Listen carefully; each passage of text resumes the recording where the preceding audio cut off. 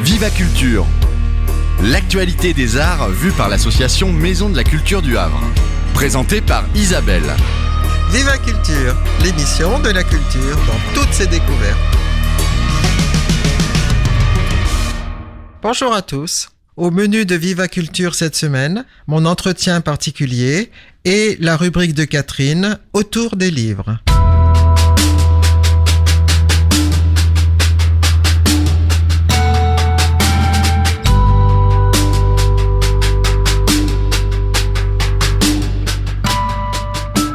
La 23e édition du festival Écrivains en bord de mer a eu lieu du 17 au 21 juillet à La Baule.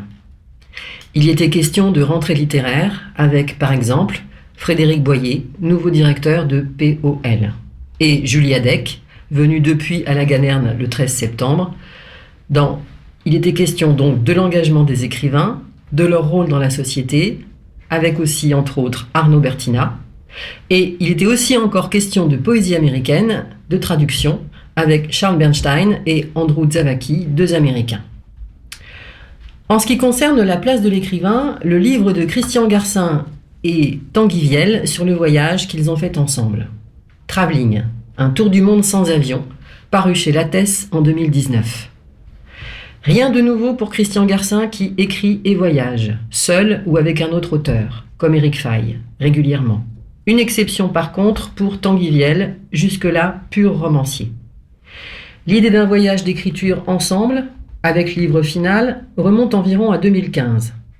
Le voyage lui-même a duré 4 mois, puisque l'idée était, comme le titre l'indique, de ne pas prendre l'avion, de ne pas ajouter à un bilan carbone déjà assez lourd pour Christian Garcin.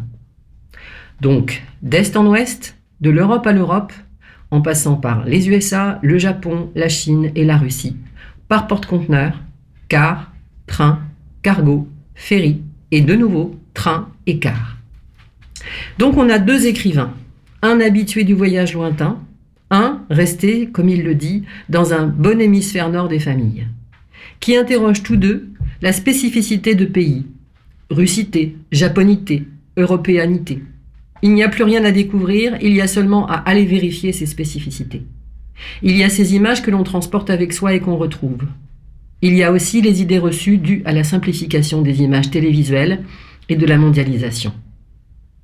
Mais il y a également dans Travelling des textes inattendus dans un livre de voyage, de fausses lettres à un ami français, des listes de proverbes, de noms propres de lieux aux USA nés de langue indienne, et ces mots nombreux redonnent leur vraie place, omniprésente aux Amérindiens. Le non-voyageur Tanguy Viel est revenu avec l'idée que la Terre est plus petite qu'avant. Le voyageur Christian Garcin a vu que le fait d'aller lentement réduit la distance. Et il est probable que de cette station à Salton Sea, en Amérique, naîtra une fiction. C'était l'été, le temps du voyage, le vrai, ou celui que l'on fait en lisant, juste en lisant.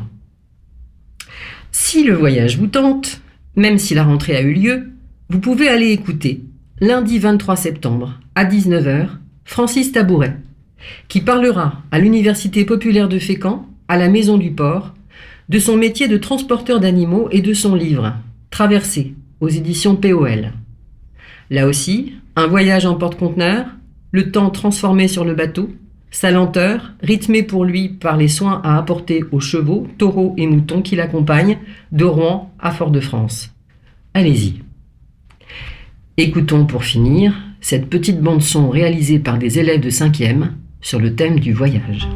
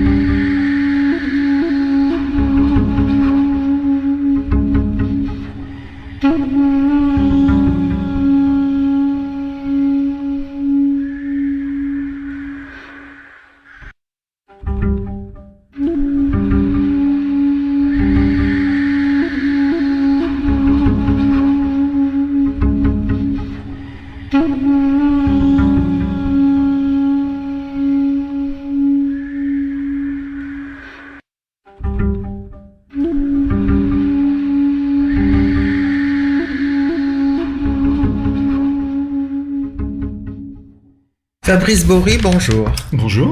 Alors, vous êtes consultant en ingénierie culturelle, c'est-à-dire que vous travaillez au sein d'une coopérative d'activités d'emploi culturel. Vous soutenez des projets, je crois, culturels et peut-être aussi généralistes, mais vous êtes aussi le soutien de projets artistiques. Oui, tout à fait. En fait, la particularité des coopératives d'activité d'emploi, c'est qu'elles facilitent la diversité des projets. Je conduis moi-même des projets artistiques, des projets de recherche, et j'accompagne des projets culturels et artistiques. Voilà. C'est vraiment très très varié. En fait. Voilà. Alors nous sommes ensemble aujourd'hui parce que notre association Maison de la Culture du Havre organise un débat sur les tiers-lieux. Ce sera le 5 octobre, je le rappelle à nos auditeurs, toute la journée à partir de 10h avec des tables rondes et des ateliers pour examiner au fort de Tourneville comment vivre ce que nous appelons la culture partagée. Et je crois qu'ici, sur ces territoires auvergnats, vous êtes à l'origine ou du moins en soutien de fondations, de lieux comme ça, de tiers-lieux, de lieux culturels. Oui, tout à fait. En fait, moi je m'étais intéressé à ces questions-là il y a à peu près une dizaine d'années où on voyait quand même poindre des nouvelles façons de travailler, de nouvelles façons de coopérer pour les opérateurs culturels et artistiques. Et c'est vrai qu'on a les grandes institutions culturelles, les gros opérateurs qui peuvent être les centres dramatiques nationaux, les scènes nationales ou les scènes de musique actuelle qui ont en gros un cahier des charges et des missions d'accompagnement de projets, etc. Mais qui restent quand même dans une logique un peu, on va dire, un peu corporatiste. Oui, ce sont des institutions. On peut dire ça comme ça. Oui. Moi, ce qui m'intéressait plus, c'était des démarches qui arrivaient plutôt de porteurs de projets et plutôt en milieu rural. Il y en a beaucoup qui se sont développés sur l'espace massif central. En fait, dans la logique de développer à la fois du service, d'avoir vraiment un rapport assez fort à l'artistique, c'est-à-dire de travailler sur de la matière artistique, que ce soit du spectacle vivant, que ce soit d'autres esthétiques qui peuvent être aussi liées à l'écriture, à la lecture, à la peinture, tout ce que vous voulez. Donc il y avait quand même cette dimension-là. Aussi un rapport au territoire, puisque la volonté de s'inscrire dans un territoire plutôt milieu rural. Un rapport à l'économique également, puisque ces projets-là sont porteurs soit de redynamisation économique de territoire, soit portent eux-mêmes des projets qui s'inscrivent dans une dynamique économique, et également un rapport à l'innovation, puisque c'est des façons de faire qui développent des logiques collectives, qui agrègent des savoir-faire, etc., qui sont et au profit, on va dire, d'une communauté qui n'est pas forcément uniquement la communauté qui va s'intéresser à la culture et au spectacle. On est vraiment dans une logique très très transversale. Oui, c'est ça. Alors j'ai l'impression que ces projets, à l'origine de ces projets, il y a des personnes, des habitants d'un lieu, d'un territoire qui projettent de créer, peut-être dans un espace libéré, un quoi ? Qu'est-ce qu'on fait ? Qu'est-ce que c'est ? En fait, c'est vrai qu'il y a toujours on a vu l'évolution des politiques publiques depuis Malraux, etc., avec la volonté de décentraliser, d'offrir bien sûr. Un terreau pour la création et puis et une offre en milieu rural notamment. Aujourd'hui, moi, ce qui m'intéressait, c'était plutôt la logique de personnes qui souhaitaient développer leur capacité d'agir et d'être utiles à leur territoire et de s'engager durablement. Et autour de projets artistiques également exigeants. Donc là, j'ai 2-3 exemples qui viennent à l'esprit. Oui, par exemple, parlons du poulailler à Rochefort-Montagne. Alors, le poulailler avec lequel j'ai travaillé au départ, je continue à collaborer sur des projets, mais en fait, je travaille avec eux sur l'accompagnement, notamment sur la mise en œuvre de leur projet et le financement. Et je trouve que ce projet est vraiment intéressant puisqu'ils sont des personnes qui sont qui habitent sur ce territoire ou à proximité, qui ont souhaité créer un endroit où on va à la fois proposer de la culture accessible, avec de la culture diversifiée, du théâtre, de la musique, mais aussi des services à la population, du lien intergénérationnel, et une offre vraiment multiple, où tout le monde a la possibilité d'intervenir et de faire des propositions. C'est vraiment autour d'un projet associatif extrêmement fort, et qui mobilise les gens du coin, et aussi les opérateurs économiques. Parce que tous ces projets-là, ce qu'ils ont d'intéressant, c'est que ils contribuent à la redynamisation économique des territoires. Ah, bien sûr. On va pas en milieu rural ou sur les territoires, on va pas recréer de la sidérurgie. Bien sûr. Par contre, le fait que des équipes ou des projets comme ça s'implantent, et ça agrège tout un petit faisceau d'opérateurs qui génèrent de l'économie locale de façon assez importante. Et donc le poulailler, c'était une démarche intéressante, en plus de sa démarche coopérative. Je pense aussi à ce qui se fait sur la petite ville d'Hérisson, dans l'Allier par exemple, où autour d'un lieu vraiment culturel, avec une équipe artistique très forte, un label Lumière autour de Pierre Meunier qui tourne dans les scènes nationales. Eux, l'idée autour de ce qu'ils appellent un abri artistique, il y a toute une communauté qui s'est organisée. Ils ont fait venir des gens, des artistes connus un peu internationalement, mais aussi des personnes qui font des décors, des personnes qui ont une activité économique, et du coup même jusqu'à la gérante de la petite supérette qui est dans cet ADN-là. Voilà. J'ai l'impression qu'au départ, il y a quand même une grande confiance des fondateurs, on va dire, ou de ceux qui ont les premières envies, grande confiance dans les personnes qui entourent, les habitants, les gens qui sont bourrés de talent et qu'on ne connaît pas forcément. Donc tous ces gens-là peuvent s'agréger autour d'un projet commun. Oui, en fait, moi, c'est ce que j'ai constaté, et c'est vraiment étonnant. Je pense à un autre lieu aussi qui s'appelle La Licorne, qui s'est créé dans Saint-Germain-Lambron. Voilà, qui s'est créé dans un village de 2000 habitants. Le point de départ, c'est une classe d'école qui va fermer. Une classe d'école qui va fermer, donc des parents d'élèves sont mécontents, ils se réunissent et ils se disent, on va se battre pour que l'école ne ferme pas, cette classe ne ferme pas, mais aussi on va faire des choses ensemble. Donc ils commencent à organiser des petites manifestations, et de fil en aiguille, ils récupèrent un lieu, ça fonctionne. Aujourd'hui, ils ont plus de 700 adhérents, ils rayonnent sur 150 communes, et en fait, ils gèrent la médiathèque parce que les politiques publiques sont pas en capacité de le faire, etc. C'est complètement dément ce qu'ils font, et c'est là aussi où moi je trouve qu'il y a parfois un peu un hiatus avec la question des politiques publiques, parce que les politiques publiques ne peuvent pas porter ce type de projet. Et quand elles veulent, après dans les grandes villes, on en voit des comités d'agglomération, des métropoles qui veulent leur tiers-lieu ou la fabrique culturelle, qui mettent les moyens, qui choisissent des professionnels pour encadrer, etc. Par exemple, le lieu unique à Nantes, Ce genre de lieu, ou le Shadok, ou des lieux comme ça. Là, on est plus dans l'idée que des personnes agrègent leur savoir-faire et créent vraiment du lien social, de la culture, et souvent du mal à avoir le soutien des politiques. C'était ma question. Est-ce que les politiques publiques soutiennent ces projets ? Est-ce qu'ils trouvent des financements ? Parce qu'il en faut. J'imagine on ne fait pas ça sans argent. C'est souvent le problème. C'est-à-dire que quand il n'y a pas eu le désir de la collectivité de sentir ce mouvement-là, c'est-à-dire que soit par rapport à soit quelqu'un au niveau de la collectivité, soit on va dire une collectivité entre guillemets supérieure, puisque les départements, maintenant les régions essaient quand même d'insuffler ces dynamiques parce qu'elles sont importantes pour revitaliser les territoires.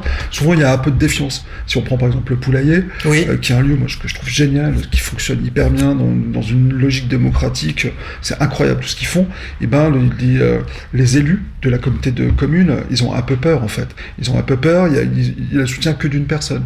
Pour les autres, ils voient ça comme un objet un peu mystérieux, un peu exotique, qui rentre pas sous les fourches codines des politiques publiques, quoi. Donc, à la Licorne, il y a un soutien assez fort localement, un engagement de la commune, mais pour aller l'État, les représentants de la DRAC trouvent ça génial, etc. Oui. Mais il n'y a pas d'argent qui arrive. Donc, et là, par exemple, avec la disparition des emplois aidés, par exemple, ils ont beaucoup souffert. Beaucoup de lieux ont souffert par rapport à ça.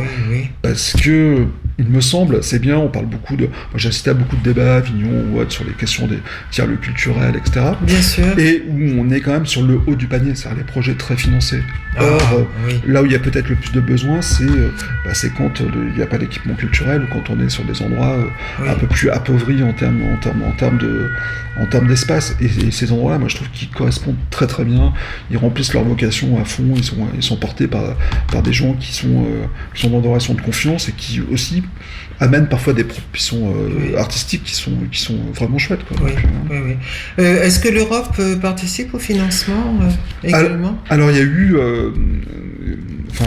je parle par rapport à l'endroit où j'intervenais, c'était en région Auvergne-Rhône-Alpes. Il y avait il y a eu la possibilité, grâce au financement européen, le financement leader, de soutenir la mise en œuvre de ces projets parce qu'il y avait d'autres partenaires. Donc ça, c'était extrêmement important. Et encore aujourd'hui, il y a un soutien via ces programmes de développement rural, quoi.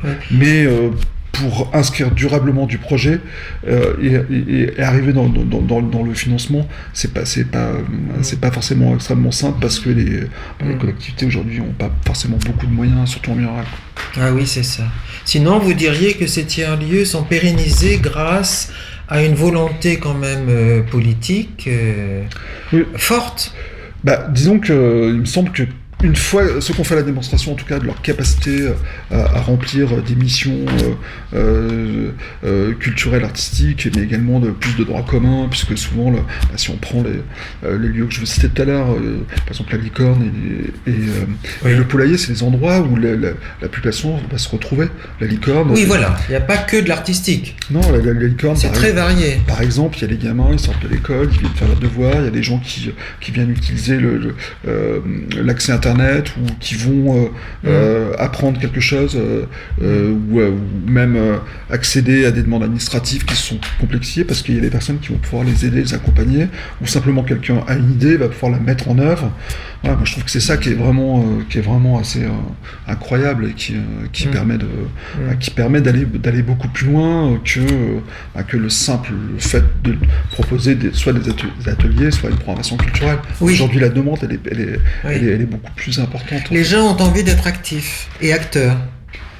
Moi, il me semble que, de ce que j'ai pu observer, il y a, en tout cas, des catégories de personnes qui souhaitent s'engager, qui souhaitent échanger, qui souhaitent trouver des espaces qui ne sont pas des espaces uniformisés ou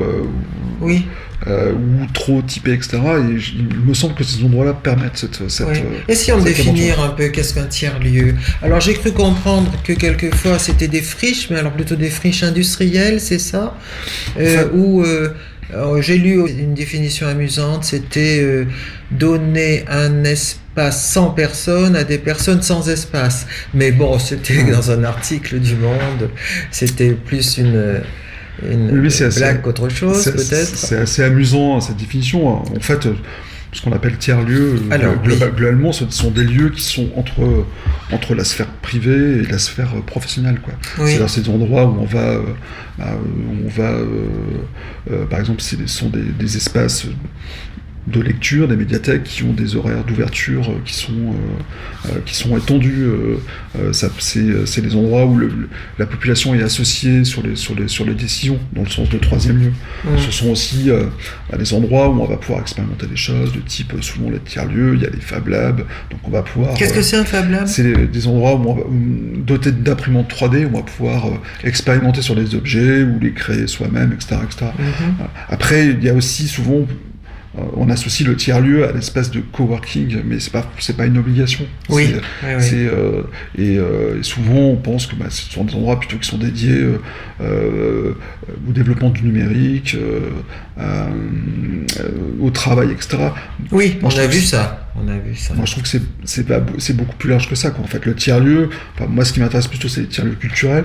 Et ces tiers-lieux, ces fabriques, c'est des endroits où on peut créer du commun et où des artistes peuvent avoir un rôle important dans la société et pouvoir se confronter à des personnes qui sont totalement différentes. Moi, j'ai été assez surpris de voir comment, à certains endroits, des personnes qui sont exclues de certaines discussions peuvent justement amener des ressources importantes et du coup ça crée de la coopération et ça crée des endroits de partage et profitables pour tout le monde. Voilà. C'est-à-dire que l'artiste là trouve une vraie place dans certains endroits certains on les appelle, moi j'aime bien le terme d'abri artistique en fait, oui. C'est-à-dire des abris pour la création. Oui. On n'est pas là pour mettre en danger, mais plutôt comme le principe de création sont des endroits vraiment très sensibles et parfois qui peuvent mettre en difficulté les créateurs. Là on est plutôt pour c'est un cocon où on va faciliter les choses qui vont se mettre en œuvre. Une sorte de Villa Médicis. Voilà, Villa Médicis, mais pas forcément avec les moyens en face, mais oui, en fait. Après, moi, j'aime bien aussi l'idée des premières fabriques, en fait, dans les années 70, telles que le Mecvec à Amsterdam, qui est maintenant un lieu de concert, et en fait, qui sont les héritières des formes de contestation sociale et politique des années 70. Oui. Donc, qui s'inscrivent dans les mouvements de contre-culture pour se différencier de la conception des pratiques artistiques dominantes des mondes institués de l'art. Ah oui, d'accord. Parce qu'il me semble aussi qu'il y a une notion de renouveau dans ce que vous avez dit au début sur les désirs de ces gens de se mettre ensemble pour soutenir un projet. Il y a une question de vivre autrement aussi, ou d'expérimenter, par exemple, je sais pas, l'écologie, la permaculture, des façons de faire société différentes. Il y a ça, et puis la question de la bienveillance aussi, je pense, qui est quand même assez importante. Oui. C'est-à-dire que si on s'inscrit dans certains endroits de la création et où on montre ce qu'on va faire, il y a toujours parfois de la violence autour de ça, parce que peut-être les gens n'étaient pas préparés, peut-être que c'est pas terrible ce qui est proposé, etc. Mais il y a quand même... et ces endroits-là, ils sont... ces fabriques proposent des endroits qui préservent un peu les artistes. Oui. Et je trouve que c'est plutôt une bonne chose, en fait. Puis il y a aussi le fait que chacun peut apporter... par la mutualisation ces endroits de compétences qui peuvent être bénéfiques. Et puis après il y a aussi la question de la gouvernance.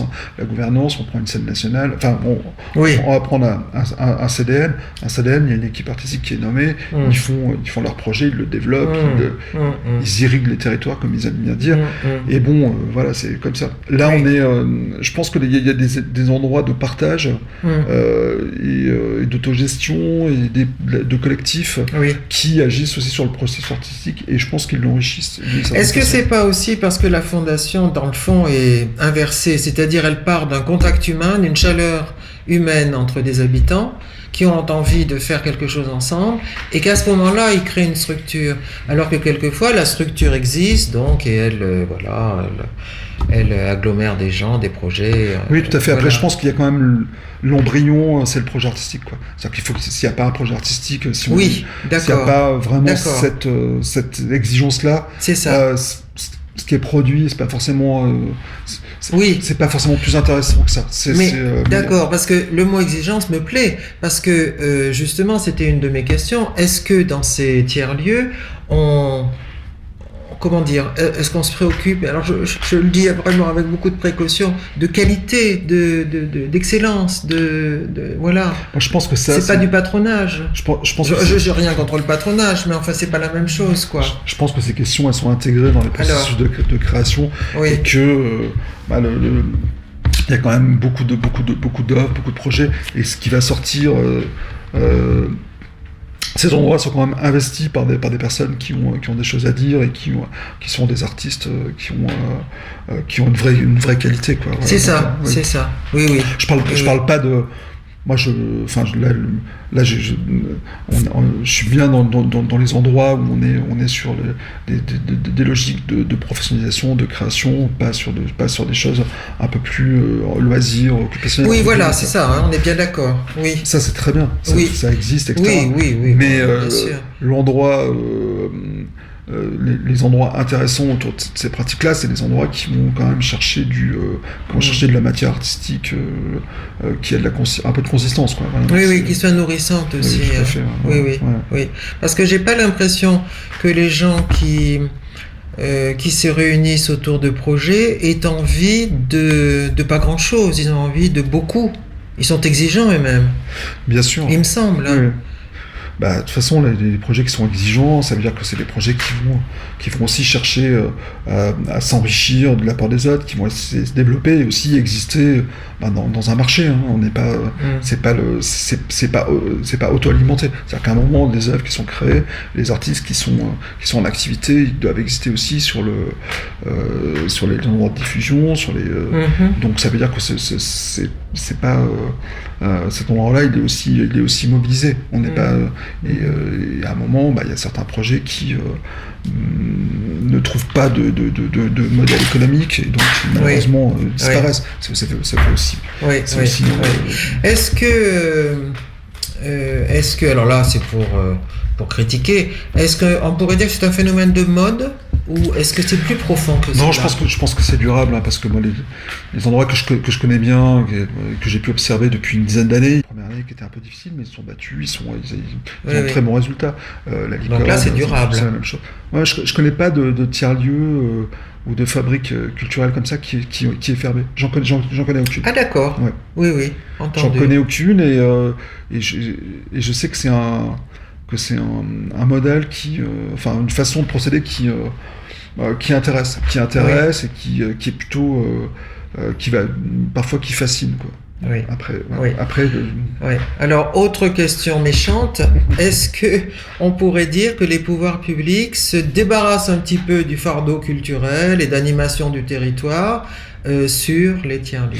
Non, en fait, je pense que c'est le phénomène inverse. Mais les projets les plus solides que j'ai vus, souvent, c'est un groupe de personnes qui s'est regroupé autour d'un objectif, un objectif commun, c'est-à-dire un objectif. C'est ça. Et de développer de l'activité, de rendre vivables certains espaces qui sont un peu oubliés. Oui. Et après, c'est pas forcément évident de raccrocher ça aux politiques publiques, malheureusement, quoi.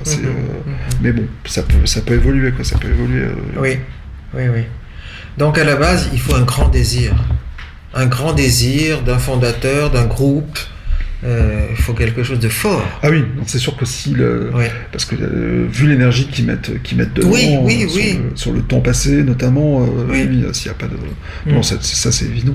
C'est évident, c'est de la passion, mais c'est aussi, en retour, je pense qu'en retour, ce qui est produit, il y a pour les bénéficiaires, c'est quand même remarquable. Hein. Oui. Franchement, moi je pratique tous les endroits de la culture. J'avoue que j'ai beaucoup de plaisir à aller voir certaines programmations, certaines soirées, ou participer à des temps de rencontre dans ce contexte-là, parce que c'est... tout le monde est à sa place, place, et on sent qu'on n'est pas... on est ensemble, vraiment. Qu'il n'y a pas de codification, il n'y a pas besoin de décoder systématiquement. C'est pas de la connivence, c'est être ensemble. Oui. Où est-ce qu'on peut trouver des nouvelles de ces lieux? Alors, le cabaret, le poulailler, je crois, il a une page Facebook. Hérisson... qu'est-ce qu'ils ont aussi? Ils ont un site peut-être? C'est le site de la compagnie, je pense, la Belle Meunière. La Belle Meunière. Voilà, il y a aussi à Saint-Germain-Lembron. La Licorne, ils ont une page Facebook. On les trouve aussi sur Google. Qu'est-ce qu'il y a? Voilà, donc on peut trouver des nouvelles de ces lieux. Oui, tout à fait. Moi, le Malraux, il y a un élément que je retiens qui m'a dans son discours de politique générale, je crois que c'était à l'Assemblée nationale, régional quand le ministère a été créé, c'est que avec la mise en place des MJC, tout ça en région, on disait dans 5 ans, plus personne ne pourra parler des régions et utiliser le terme province. Oui. Je crois qu'on l'entend encore pas mal. Eh bien, peut-être de moins en moins. On va en rester là, parce que du coup, peut-être c'est un grand compliment qu'on fait au tiers-lieu. Chaque province a son Paris. Voilà, à tous les sens du terme. Merci beaucoup, Fabrice Bourry. Merci bien. Viva Culture, c'est terminé pour aujourd'hui. Merci à tous de nous avoir suivis. Bonne semaine. Rendez-vous dimanche prochain à la même heure. Et merci à Mathieu pour la réalisation.